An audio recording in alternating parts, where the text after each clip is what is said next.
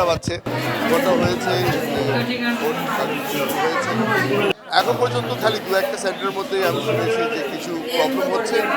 ওটাও আমাদের সেন্ট্রালি যে থেকে যে তথ্যটা দেওয়া হয় ওটার মধ্যে কিছু অনিয়ম পাওয়া যাচ্ছে, যেখানে আমাদের স্লিপের সাথে ম্যাচ করছে না। কিন্তু ওই জিনিসটাও আমাদেরকে বলা হয়েছে যে প্রিজাইডিং অফিসার বলেছে যে ওটা ম্যানুয়ালি চেক করে ওই প্রবলেম রিজলভ হয়ে যাবে। আশা করছি যে বড় কোনো সমস্যা হবে না।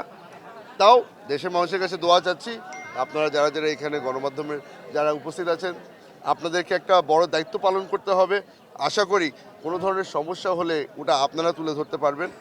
এই আশা নিয়ে আজকে ভোট দিলাম, দোয়া করবেন। ভাই আমরা দেখছি প্রচুর ভোটারের উপস্থিতি এখানে আছে, আপনি কেমন দেখছেন সেটা একটু বলবেন, আর আপনি জয়ের ব্যাপারে কতটুকু আশাবাদী? আমি খালি এই ভোট কেন্দ্রের কথা বলবো না। তাই এলো ইনোভার, যেন আপনি লাইফে থাকেন রেডি প্রতিদিন। Innova, designed for now. পুরো রাঙ্গুনিয়াতেই প্রতিটা সেন্টারের মধ্যে এখন মানুষ ভরে যাচ্ছে। সকলেই 17 বছর ভোট দিতে পারেনি, সকলেই এসেছে ভোট দেওয়ার জন্য।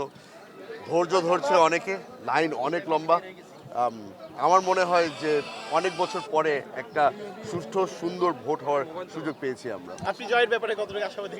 আমি বারবার করে বলি, উপরে আল্লাহ আছে, আমার কিসমতে কি লেখা আছে আমি জানি না, আজকে সন্ধ্যাবেলা বোঝা যাবে, কিন্তু কোয়াইটলি কনফিডেন্ট। বিগত বছরগুলোতে পরিবেশ সুন্দর রাখতে আপনাদের পরিবেশে এসে ভোট দিতে পেরেছেন কিনা, এবারের এক্সপেরিয়েন্সটা নিশ্চয়ই ভিন্ন। এইবারের এক্সপিরিয়েন্সটা আসলেই ভিন্ন, কারণ প্রথমবারের মতো আমি ক্যান্ডিডেট, তো ওই জন্য একটু তো ভিন্ন, একটু নার্ভাসনেসও আছে।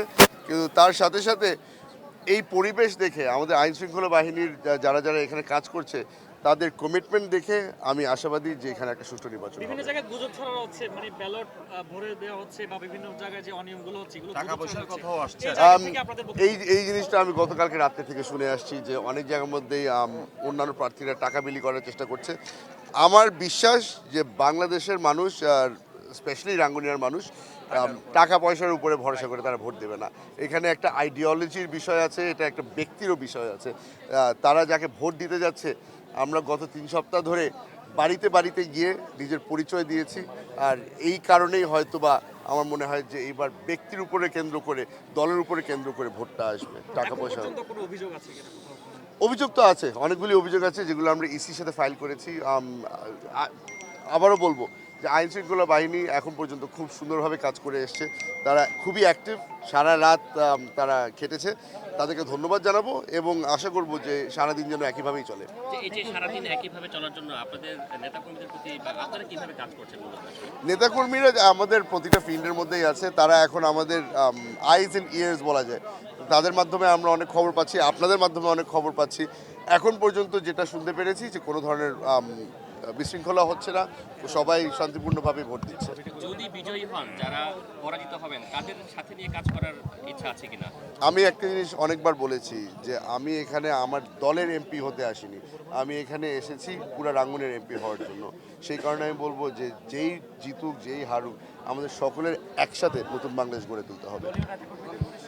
দলীয় নেতাকর্মীদেরকে খালি একটা জিনিস বলবো যে লাইন অনেক লম্বা, একটু ধৈর্য ধরবেন, ভোটটা ঠিক মতো দিবেন, আর ভোট না দিয়ে বাড়ি যাবেন না।